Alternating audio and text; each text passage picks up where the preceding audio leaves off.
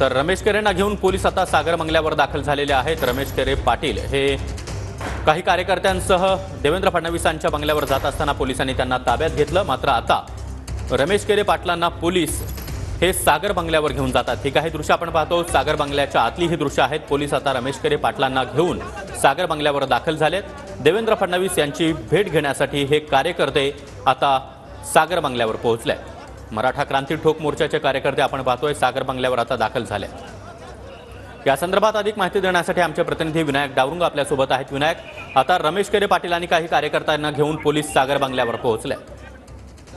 बरोबर आहे। ठोक मोर्चाचं शिष्टमंडळ जे आहे ते या ठिकाणी पोहोचलेलं आपल्याला पाहायला मिळतंय। याआधी गिरगाव चौपाटीला या सगळ्या आंदोलकांना पोलिसांनी ताब्यात घेतलं होतं आणि त्यानंतर काही निवडक प्रतिनिधींचं शिष्टमंडळ जे आहे ते केरे पाटलांसोबत सागर बंगल्यावरती या ठिकाणी दाखल झालेलं आहे।